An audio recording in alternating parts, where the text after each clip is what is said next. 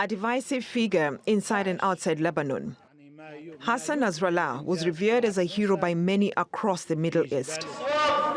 By others, he was regarded as everything from a relentless but admired opponent to a criminal responsible for terrorism and war crimes. His passing will be met with a sigh of relief by his foes, chief among them Israel, for whom he remained public enemy #1 for nearly 3 decades.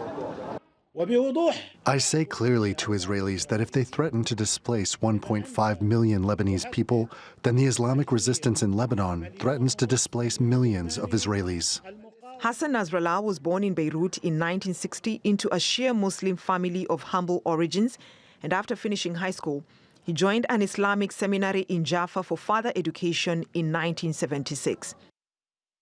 Nasrallah returned to Lebanon in 1982, just in time to join Hezbollah's resistance against Israel's invasion. He rose through the ranks, but then again left in 1989 for Qom in Iran for higher religious studies. Nasrallah returned once again in 1991 to take command of Hezbollah as its 3rd Secretary General. That's after its then leader, Abbas al-Musawi, was assassinated by Israeli forces. Under Nasrallah's leadership, Hezbollah started launching rocket attacks on Israel from 1993. This was a tactic that eventually led Israel to withdraw from Lebanon in 2000.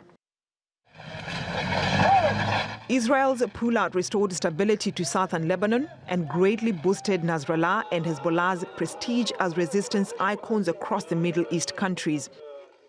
This emboldened Hezbollah and its primary ally, Iran, to continue cross-border operations against Israel.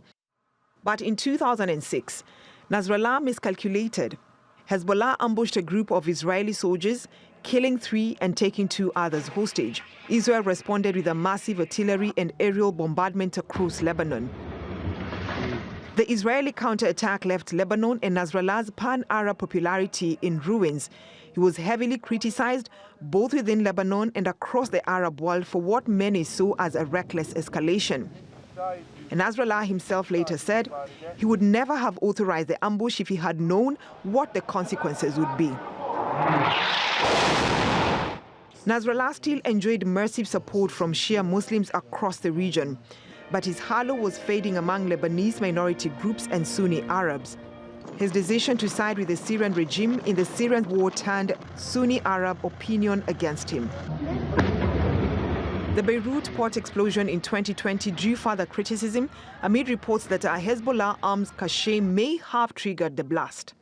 The movement denied the allegation, but the bad publicity cost its votes in Lebanon's 2022 elections.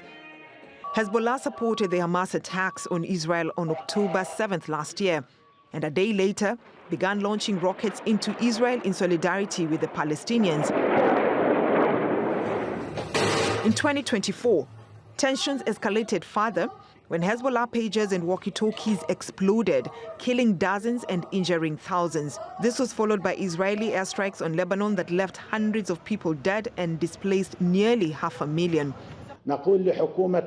We say to the enemy's government, army, and society that the Lebanon front will not stop until the aggression on Gaza ends.